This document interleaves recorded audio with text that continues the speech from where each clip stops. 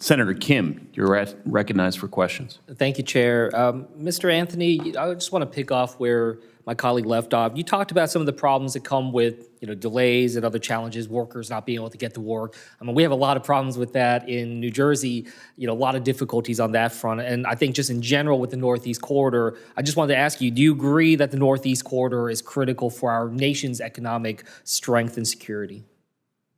Yes. Now, I guess I'd just like to think through what are the types of steps that we need to do to be able to further ensure that. And one of the things that we tried to do here in Congress was through the bipartisan infrastructure law. And I guess I just want to ask you to share how that law supported much needed updates to the Northeast Corridor and why those investments are crucial for our rail system. Well, for local communities to be able to have a rail stop in their community, it means a lot. It means more jobs, more innovation, more money in the communities for investment and reinvestment.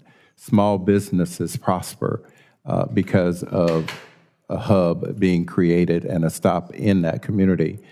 But it also means, in some ways, that they need to be more engaged in the planning and the stop in the rail stop in their communities. And that's what we're fighting for as local leaders, is just making sure that we do recognize that it's important, but it also has to be planned and developed within our community, and we need that support. And have it thought through with a sense of strategy, right? A sense of coordination and purpose.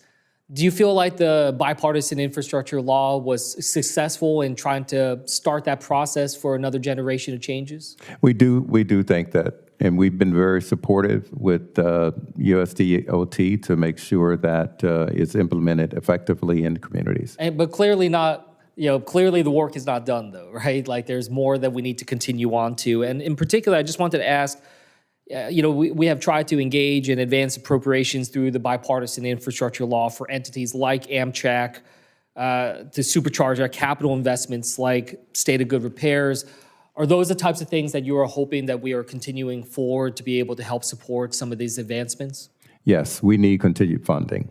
When I think through the challenges that we face, for instance, in New Jersey, and we were entering into hurricane season, we've had a lot of disruptions in the past when it comes to transit and whatnot due to the storms, and across this country we have a lot of different issues that are out there. How important is it for us to think through climate resilience when it comes to what comes next for a strong and effective rail system, Mr. Anthony? I think sustainability, climate resistance has to be considered as a part of any plan for rail investment and rail development.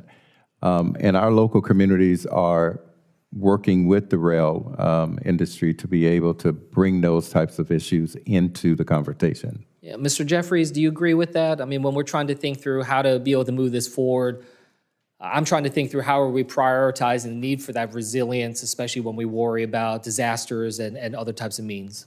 Sure. From the freight perspective, one of the things we're most proud of is following a hurricane, for example. We're often the first mode that's back up and running. But we're investing across the network in particularly sensitive areas. Think about, Louisiana Basin, for example, to raise tracks, literally increase the amount of ballast so tracks are higher off the ground. So when we do experience flooding events, we're allowed to continue to provide service to customers and communities in which we operate. And that's a long-term project. When you're thinking about the NEC, New York in particular, obviously those infrastructure challenges are a completely different animal. But as you make these generational investments to replace Portal Bridge, for example, to build in the new tunnels, that's got to be a consideration, right? You've got to have a more robust product out there that allows the passenger side to continue to operate in rough conditions or get back online more quickly and have that infrastructure hardened, especially the electronic side of it all, so that it doesn't get knocked out for an extended period of time. Yeah, I mean, that has been part of what we were thinking about with the Gateway Project and others, trying to make sure this is resilient, given what we said about the critical nature. Mr. Jeffries, are there other types besides raising the rails and others, are there other types of resilience steps you think we need to be prioritizing as we're thinking about it here in the Senate? I mean, I think about it as operational resilience and infrastructure resilience. So operationally, the better information we have as far as weather events, et cetera, the better we can plan and pre-position assets. We're certainly not the airline industry. It takes more than one night to reposition things, but we can take steps in advance, get our assets out of harm's way so that we can bring them back in shortly after. On the investment side, it is really about, I think, partnering with communities to ensure what their needs are and identifying those high-impact projects and making sure you reduce the amount of time or the amount of negative impacts so that we can continue to serve communities, because it's immediately during and after major weather events that communities are in the most need, and often the rail is the best way to get in there, so we want to make sure we can continue to do that. Great, thank you. And with that, I'll yield back.